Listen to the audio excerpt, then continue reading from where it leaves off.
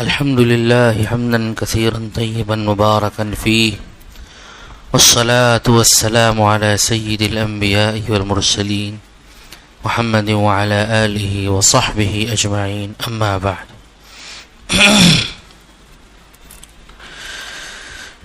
استقامت کا بیان. اللہ پاک کا ارشاد ہے فاستقم کما امرت،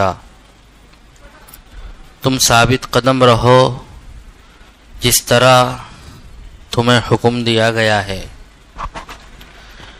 اسی طرح اللہ پاک کا فرمان ہے ان الذين قالوا ربنا الله ثم استقاموا تتنزل عليهم الملائكة الا تخافوا ولا تحزنوا وابشروا بالجنة التي كنتم توعدون نحن اولیاؤکم فی الحیات الدنیا وفی الآخرہ.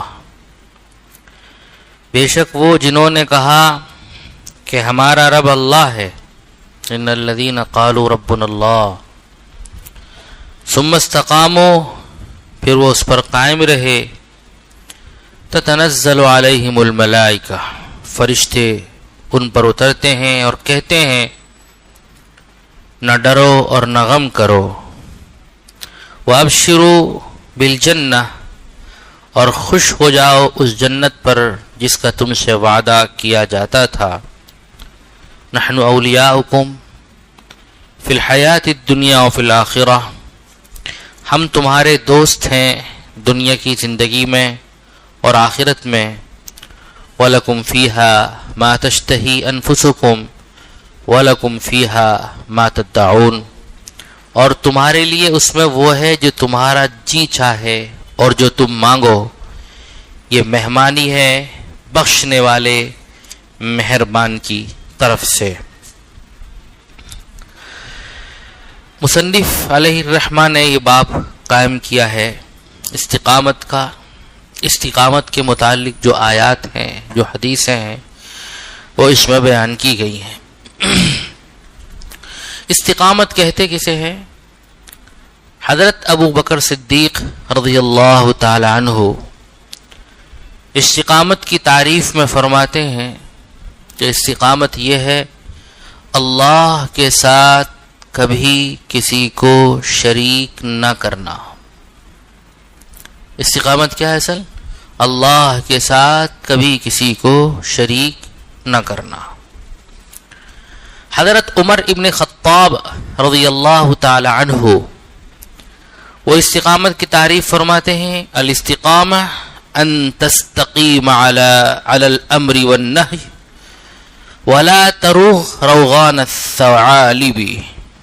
وہ فرماتے ہیں کہ استقامت یہ ہے کہ اللہ کے جو احکام ہیں ان پر جم جائے آدمی، جن چیزوں سے اللہ پاک نے روکا ہے ان سے رک جائے، اور لومڑیوں کی طرح ادھر ادھر بھاگا نہ پھرے. لومڑی دیکھا ہوگا آپ نے، دھوکہ دینے میں بڑی مشہور ہے، اور آپ نے بہت سے قصے پڑھے ہوں گے اسکول کی کتابوں میں کہ کس کس انداز سے لومڑی دھوکہ دیتی ہے. تو چونکہ وہ مشہور ہے دھوکہ دینے میں اور دھوکہ دے کر فرار ہونے میں، تو فرمایا اس لیے کہ جس طرح سے لومڑی فرار ہوتی ہے، بچ کر ادھر ادھر نکلتی ہے، تم اسلام سے، اسلام کے احکام سے ادھر ادھر اس طرح سے نہ نکلو. بہت سے لوگ ہیں بہانے تلاش کرتے ہیں نکلنے کے، حکم سے نکلنے کے، کہ کسی طریقے سے یہ حکم ہم نہ کریں، اللہ کے اس حکم پر عمل نہ کریں، کسی طریقے سے کوئی گنجائش نکل جائے. کتنے لوگ آتے ہیں ہمارے پاس بھی اور پوچھتے ہیں کہ صاحب کوئی گنجائش نکل سکتی ہے کیا؟ کوئی گنجائش نکل سکتی، آخری حد تک. یہاں تک کہ جب ہم کہتے تھے گنجائش نہیں ہے تو ناراض ہوتے ہیں، ارے کسی مسلک میں تو ہوگی، ایسے ناراض ہو جاتے ہیں. تو تخار کے ہمیں کہنا پڑتا ہے کہ بھائی قرآن و حدیث کے جو اصول ہے وہ تو سب کے لیے ہیں، برابر ہے. اب حرام میں اور حلال میں کیا گنجائش ہے آپ نکالو گے؟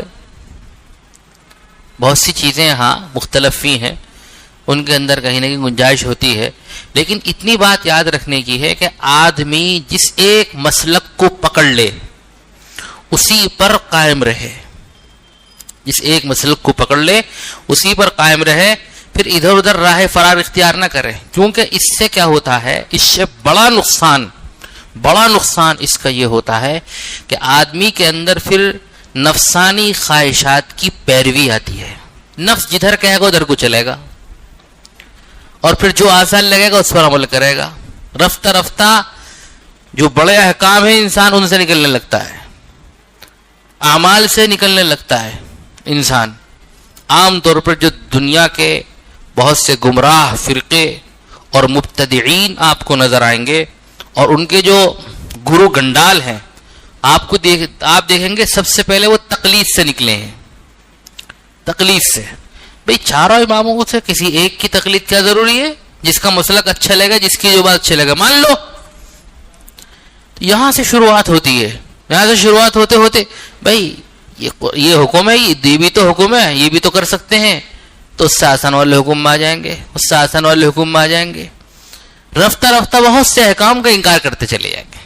اس لیے علماء کرام نے، امت کے علماء نے اس وقت تقلید کو واجب قرار دیا ہے، یعنی کسی ایک امام کی تقلید کریں آپ چاروں میں سے، جس کی کریں بس اسی پہ جمے رہے۔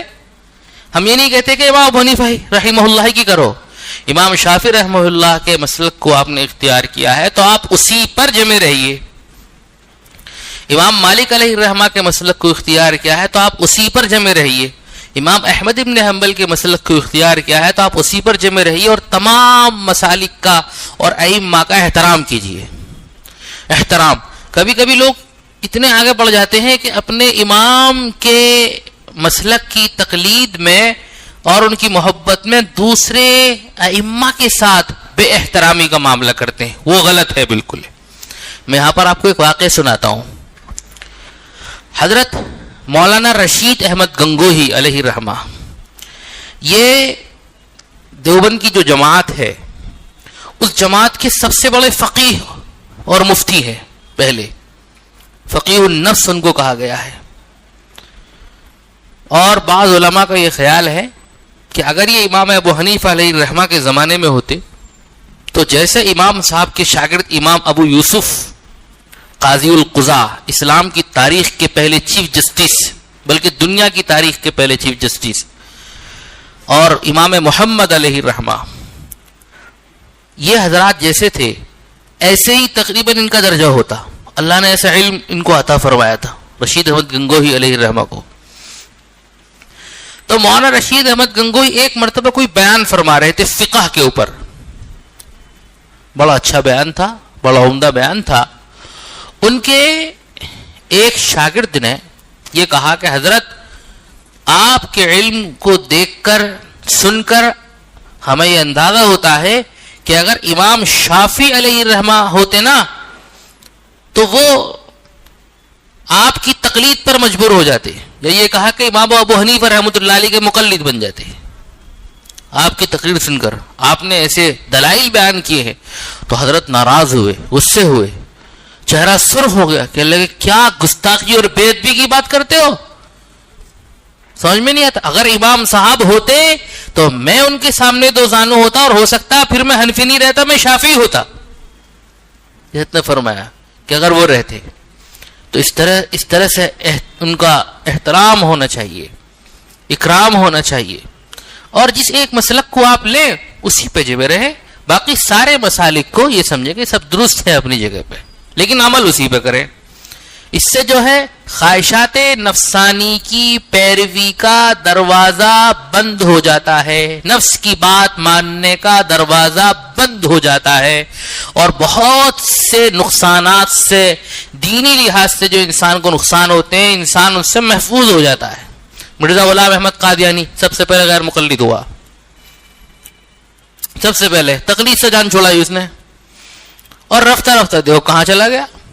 اسی طریقے سے جتنے بھی بڑے اہل باطل کے گرو ہیں آپ ان کی تاریخ اٹھا کر دیکھ لیجئے، سب سے پہلے وہ تقلید سے دامن چھڑاتے ہیں، اور جب پھر نفس کی پیروی کرنے لگتے ہیں تو پھر جو چاہے جو من میں آئے وہی کہیں گے اور وہی کریں گے، وہی کریں گے۔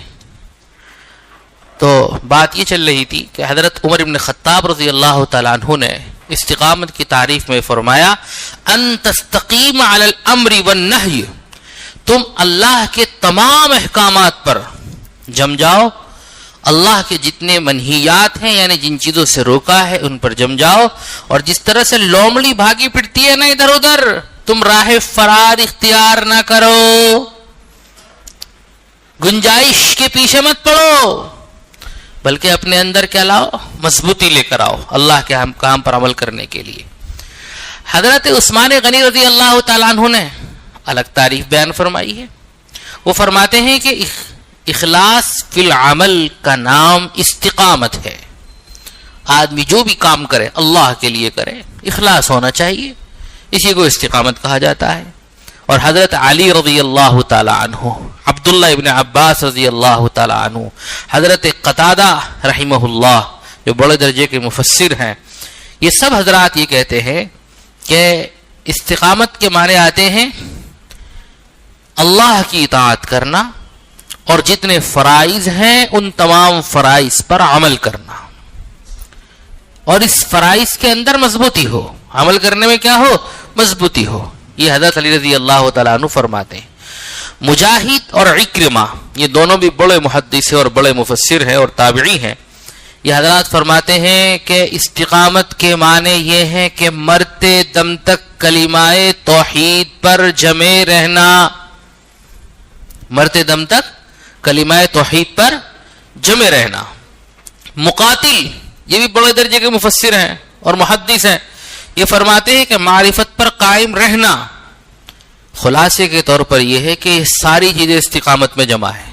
حقیقت یہ حضرت ابو بکر صدیق رضی اللہ تعالیٰ عنہ نے جو تعریف فرمائی ہے کہ کسی کو اللہ کے ساتھ شریک نہ قرار دو، یہ بھی استقامت میں آتا ہے، کیونکہ توحید کا مفہوم ہے توحید پر جمنا۔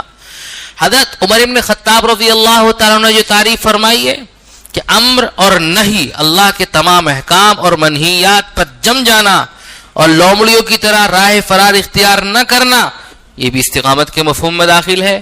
اخلاص بھی ہر انسان کے لیے ضروری ہے، اخلاص کے بغیر سارے اعمال کھوکھلے ہوتے ہیں۔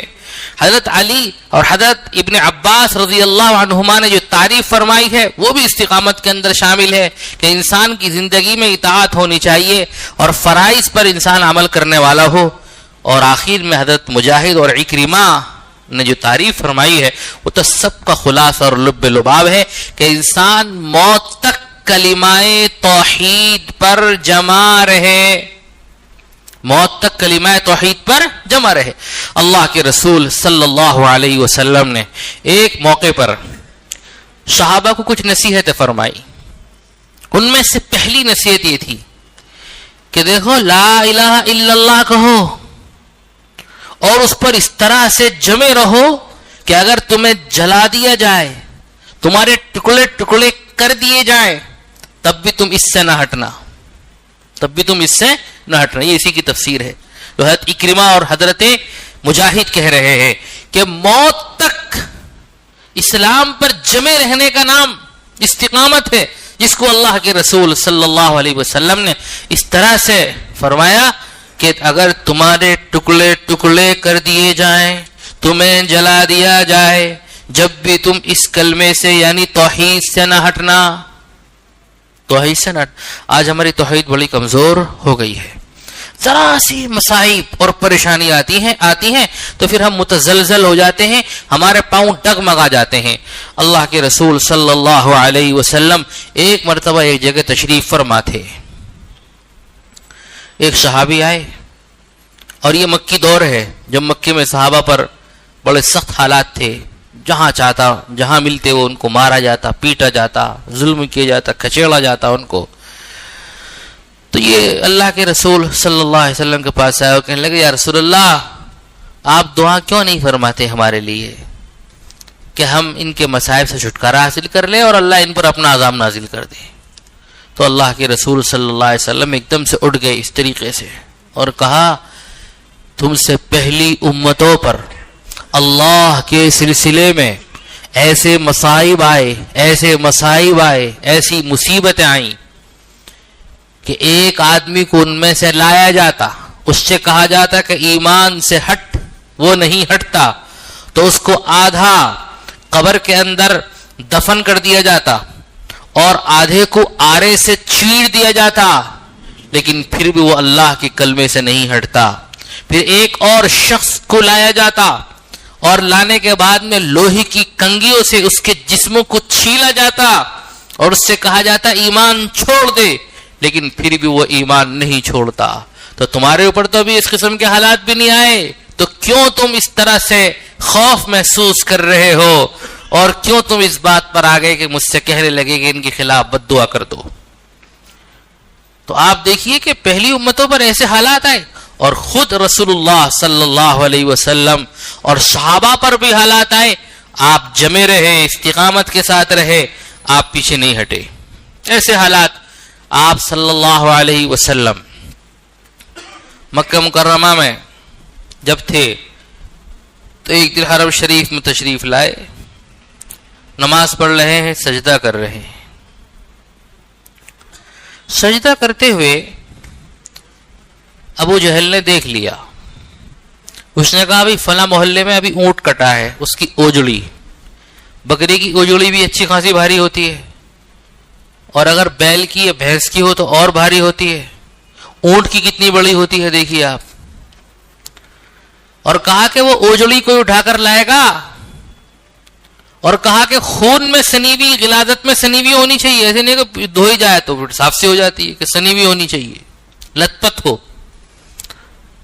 تو ایک شخص غالباً عتبہ ابن ابی معیط اس کا نام ہے، وہ اٹھا ہے اور وہ لے کر آگا، کہنے لگا جب محمد جب سجدے میں جائے تو اوپر ڈال دینا۔ آپ صلی اللہ علیہ وسلم جب سجدے میں گئے تو آپ کے اوپر وہ اونٹ کی اوجڑی ڈال دی، 20-25 کلو کی تقریباً ہوتی ہے وہ۔ آپ صلی اللہ علیہ وسلم سجدے میں ہیں، عبداللہ ابن مسعود رضی اللہ تعالیٰ عنہ وہاں پر کھڑے ہوئے ہیں، لیکن چونکہ ان کا جتھا ہے، طاقتور لوگ ہیں، عبداللہ کمزور خاندان سے ہیں، تو کہتے ہیں کاش کہ مکے میں میرا خاندان ہوتا تو میں اسی وقت جا کر اس کو ہٹاتا، لیکن مجھے پتا تھا میں جیسی آگے بڑھوں گا تو میرا حلیہ بگاڑ کے رکھ دیں گے یہ سارے کے سارے لوگ۔ یہ جب حضور کے ساتھ جن کا اپنا خاندان ہے ایسی وہ کر رہے ہیں تو میرا کیا حال بنائیں گے، اس لیے میری تو ہمت نہیں ہوئی۔ لیکن ننھی فاطمہ رضی اللہ عنہا نے دیکھ لیا، ابا جان کے ساتھ اس سلوک کو دیکھ لیا تو ان کو برداشت نہیں ہوا۔ ابھی غالباً 5-7 سال کی ہیں، وہ دوڑے ہوئے آئی ہیں اور انہوں نے ابا جان کی پیٹھ سے اس اوجڑی کو ہٹایا ہے وہاں سے۔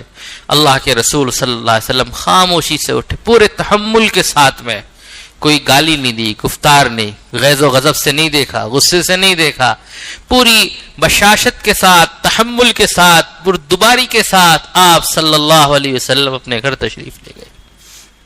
استقامت، آپ کی استقامت، ہر موقع پر آپ کو ستایا گیا، روکا گیا۔ ایک مرتبہ اللہ کے رسول صلی اللہ علیہ وسلم نے دیکھا کہ حضرت یاسر، ان کا خاندان، ان کی پوری فیملی، ان کے بیٹے حضرت عمار اور ان کی ماں حضرت سمیہ، یہ دونوں حضرات غریب الوطن تھے، مسلمان ہو گئے تھے اور مکہ میں ہی رہتے تھے۔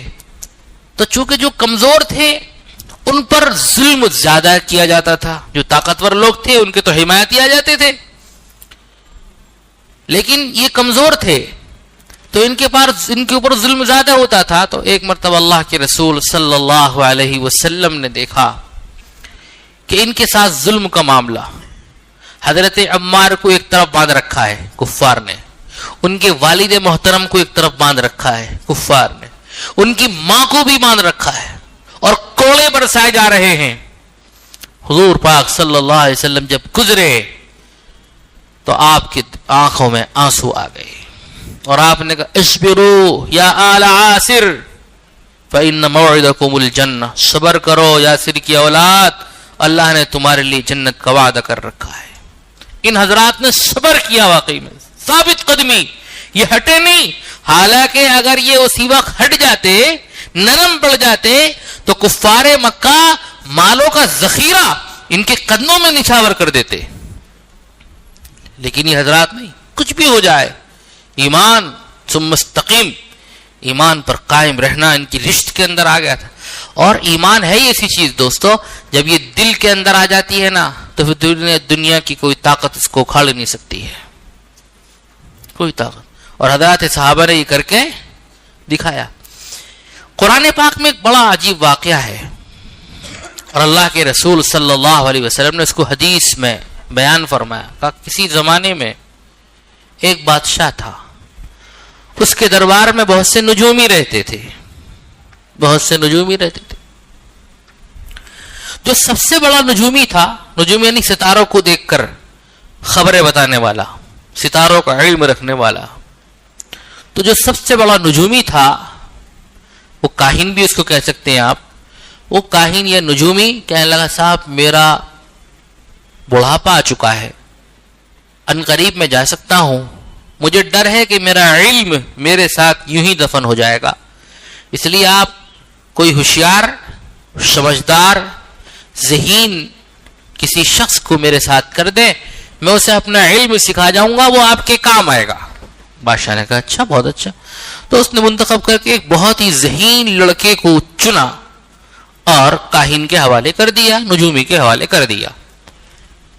یہ لڑکا روزانہ نجومی کے پاس، اس کاہن کے پاس میں علم حاصل کرنے کے لیے، جادوگری اور جو بھی کچھ ہوتا تھا وہ سب سیکھنے کے لیے جاتا تھا۔ راستے میں ایک راہب کا گرجا پڑتا تھا، اس وقت جو صحیح مذہب تھا وہ مذہب عیسائیت تھا، حضرت عیسیٰ علیہ السلام اور حضور پاک صلی اللہ علیہ وسلم کے درمیان کا واقعہ ہے یہ۔ تو جو صحیح مذہب تھا وہ حضرت عیسیٰ علیہ السلام کا مذہب تھا، اور جو راہب تھے وہ صحیح مسلک پر تھے، وہ صحیح مذہب پر تھے، وہ اس وقت میں جو گرجا گھروں میں رہتے تھے، عبادت کرتے تھے۔ تو راستے میں گرجا گھر بھی پڑتا تھا، یہ شخص کبھی کبھی گرجا گھر میں راہب کے پاس بیٹھ جاتا تھا، لڑکا تھا، نوجوان راہب اس کو دین و اسلام کی بات سکھاتا، کچھ دعائیں سکھاتا، اس کو بڑی اچھی لگتی۔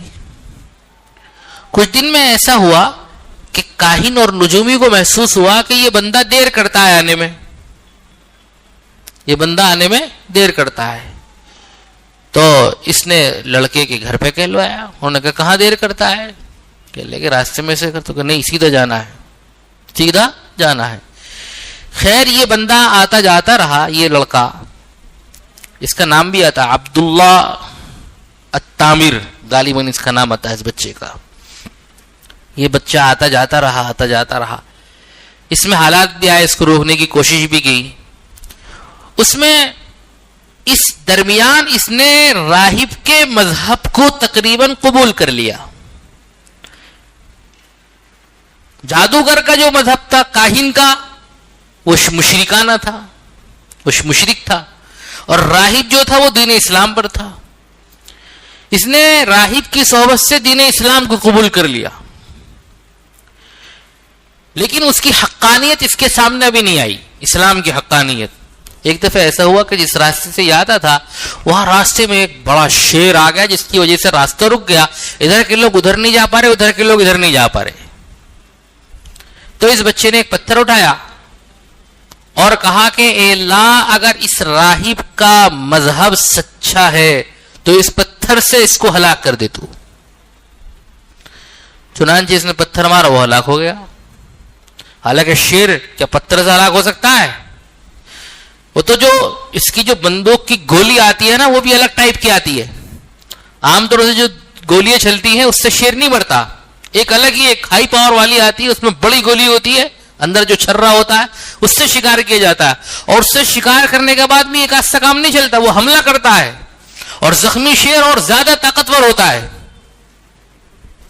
ہمارے ایک دوست تھے حضرت مولانا، ابھی ہیں، ان کے والد شکاری تھے، دہرادون علاقے کے وہ علاقہ ہے اتراکھنڈ کا، تو وہاں پہ بہت بڑا جنگل ہے، بہت دور تک، کئی 100 کلومیٹر کے اندر ہے وہ گاؤں مسلمانوں کے، تقریباً 60 گاؤں مسلمانوں کے وہاں پر ہے، وہ جنگل کے اطراف میں بسے ہوئے گاؤں ہے وہ۔ تو حضرات کھیتوں وغیرہ کام کرتے تھے، ان حضرات کو بہت سے لوگوں کو شکار کا شوق ہو جاتا ہے۔ تو یہ مولانا عالم ہے ہمارے دوست، ان کے والد محترم کو شکار کا شوق تھا، تو یہ کرے ایک دفعہ جو عام بندوق 2 نال کی بندوق ہوتی ہے وہ جنگل میں لے کے جاتے تھے، درندوں خطرہ، میں لے کر گیا اور مجھے خیال نہیں تھا کہ اس کی گولی الگ ہوتی ہے۔ لگا میں جنگل میں جا رہا تھا، اچانک میرا جو بیل تھا، بیل گاڑی پہ جا رہے تھے، وہ ایک دم سے پلٹ گیا، کیونکہ اس کو باس آ جاتی ہے، اس کی گند، اور ایک دم سے پلٹ گیا، اور تو میں سمجھا بھائی خطرہ ہے قریب میں، تو میں نے غور سے دیکھا تو سامنے ہی بالکل شیر تھا، اور ہماری بیل گاڑی جو ہے اپنا رخ موڑ چکی تھی, بیل پلٹ چکا تھا ڈر کی وجہ سے. تو میں نے اسی سے فائر کر دیا اور یکے بعد دیگرے 2 گولی چلائی, لیکن کہا کہ وہ زخمی شیر 2 گولی سر میں لگنے کے باوجود بھی اس نے اتنی بڑی جست لگائی کہ میں اگر طاقتور نہ ہوتا اور بھاگنے میں ماہر نہ ہوتا تو میں اس کی جست میں آ چکا تھا. پھر میں نے کہیں کسی گڈھے وڈے میں چھپنے کے بعد میں, ایک جگہ جھاڑی میں چھپنے کے بعد میں دوسری گولی ماری, اس کے بعد میں پھر جو کچھ آخر تک کام پہنچایا انہوں نے. لیکن کرے کہ 2 گولی کھانے کے بعد بھی اتنی زور کا حملہ کیا تھا کہ میں اگر چھپتا نہیں تو ختم تھا اس دن. تو یہ ایک بڑا شیر ہے اور ایک بچے کے, لڑکے کے, نوجوان کے پتھر سے جا رہا ہے, مر رہا ہے. یہ کرشمہ نہیں تو کیا ہے, کرامت نہیں تو کیا ہے.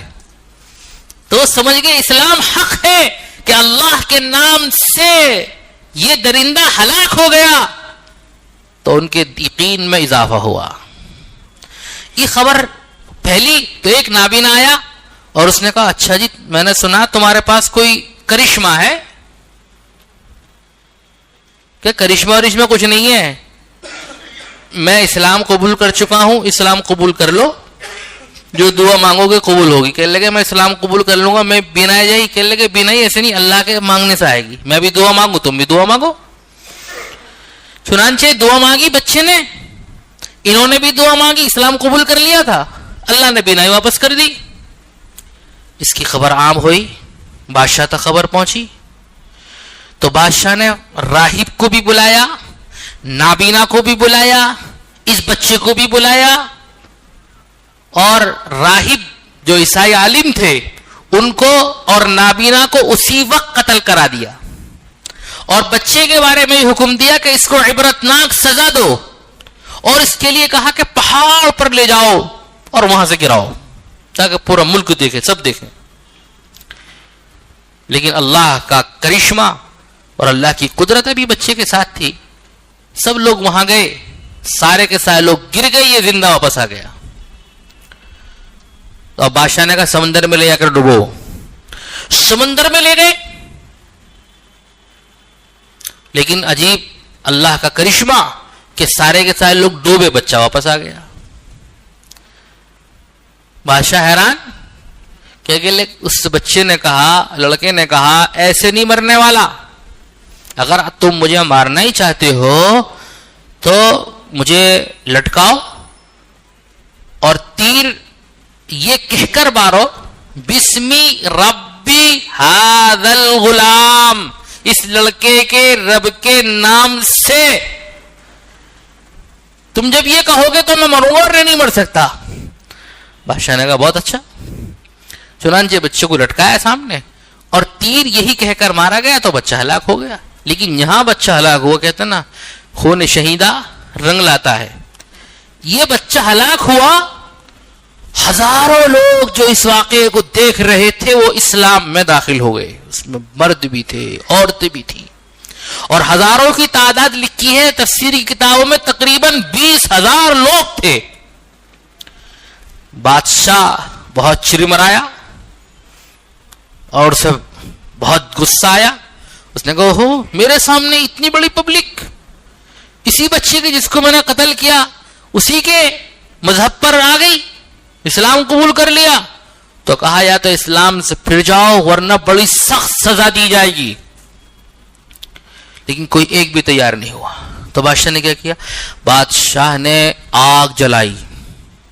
پہلے ان کو ایک پہاڑ پر اکٹھا کیا اور چاروں طرف خندقیں کھدوائیں اور خندقوں میں خوب آگ دھینکوائی,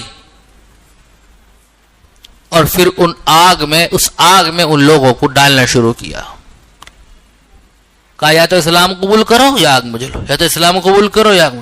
اللہ اکبر. تاریخ انسانی کا یہ عجیب واقعہ یہ صرف ہماری کتابوں میں نہیں ہے بلکہ آپ کو دوسرے مذاہب کی کتابوں میں بھی اس واقعے کے نقوش مل جائیں گے.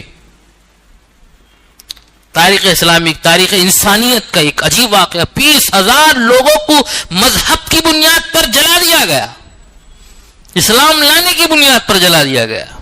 سارے کے سارے جل گئے, لیکن کوئی ایک اسلام سے نہیں پھرا.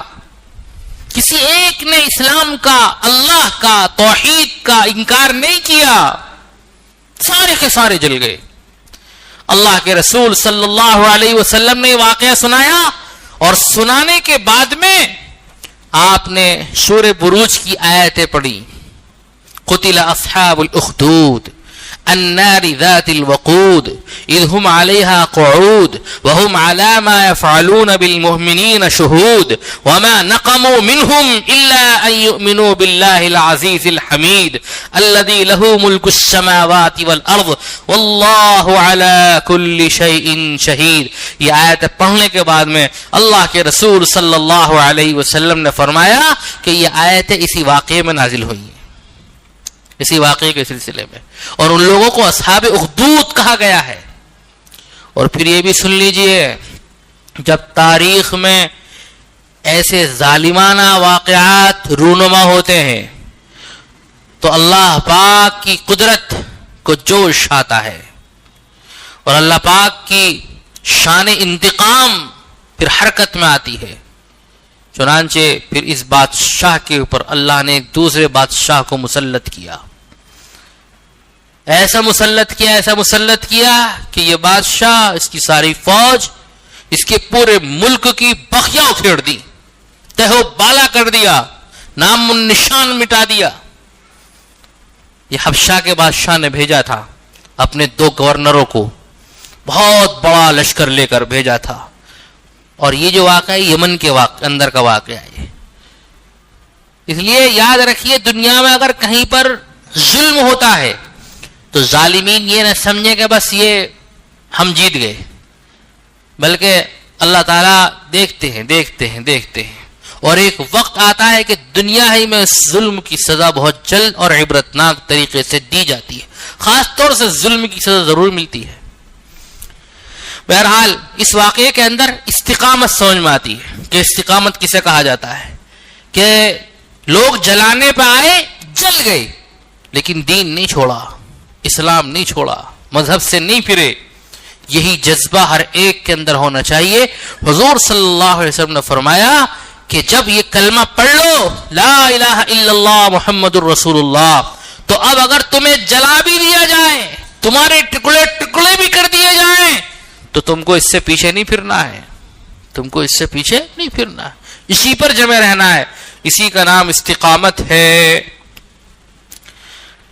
اچھا، یہ جو آیت کریمہ ہے، ان الذین قالوا ربنا اللہ، بے شک وہ لوگ جنہوں نے کہا ہمارا رب اللہ ہے، ثم استقاموا، پھر وہ مضبوطی سے جمے رہے، تتنزل علیہم الملائکہ، فرشتے ان پر نازل ہوتے ہیں یہ کہتے ہوئے، اللہ تخافوا ولا تحزنوا، نہ خوف کرو نہ غم کرو، وابشروا بالجنہ، خوش ہو جاؤ اس جنت کو لے کر جس کا تم سے وعدہ کیا جاتا تھا. یہ فرشتے کب نازل ہوتے ہیں، کب کہتے ہیں؟ تو علماء کی مختلف تفسیریں ہیں. بعض روایت سے مفہوم ہوتا ہے کہ موت کے وقت فرشتے کہتے ہیں، بعض روایت سے قبر سے جب اٹھیں گے، بعض روایت سے میدان محشر میں. خلاصہ یہ سب کا کہ تینوں موقعوں پر اللہ کی طرف سے مجدہ سنایا جاتا ہے، تینوں موقعوں پر خوشخبری. موت کے وقت بھی جو بندے دنیا میں استقامت کے ساتھ زندگی گزارتے ہیں، ایمان اور پھر اس پہ استقامت، تو موت کے وقت بھی خوشی کے ساتھ جاتے ہیں، موت کے وقت بھی خوشی کے ساتھ جاتے ہیں. ایمان والے کی علامت یہ لکھی ہے کہ موت جب آتی ہے تو تبسم بر لب اوست، اس کے چہرے پر مسکراہٹ ہوتی ہے. یہ جب بھی ہوتا ہے پوری زندگی استقامت کے ساتھ گزری ہے، حالات، مصائب، شدائد کے اندر انسان گزارتا ہے، اللہ کے لیے، دین کے لیے، اپنے لیے نہیں، اللہ کے لیے اور دین کے لیے.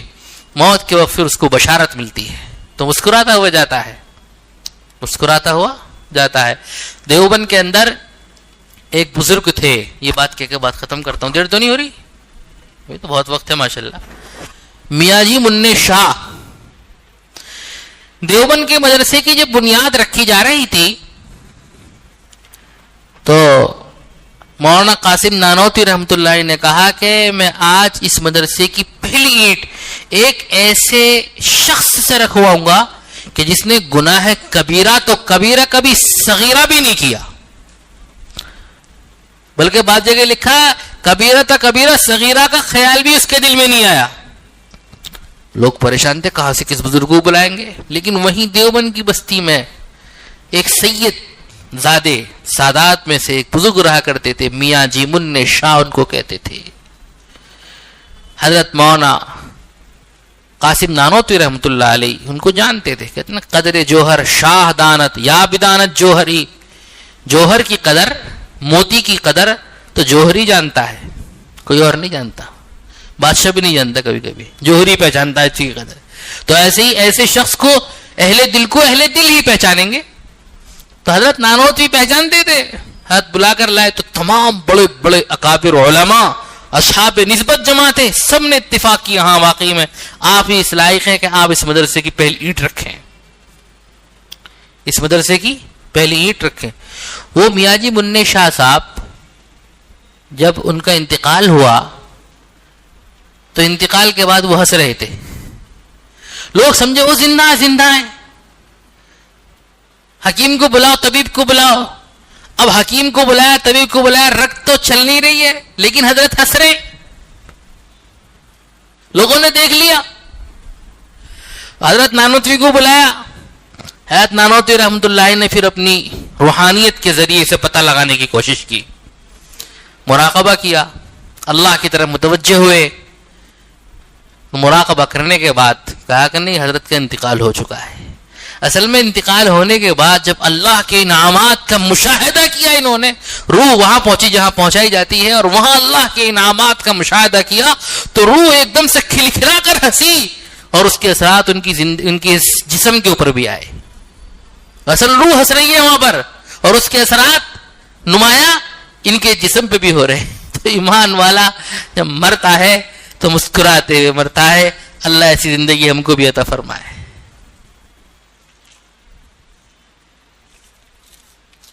الحمد للہ رب العالمین والصلاة والسلام علی سید الانبیاء والمرسلین محمد وعلى آله وصحبه أجمعين. ربنا آتنا في الدنيا حسنة وفي الآخرة حسنة وقنا عذاب النار. اللهم أعنا على ذكرك وشكرك وحسن عبادته. اللهم إنا نسألك الجنة ونعوذ بك من النار.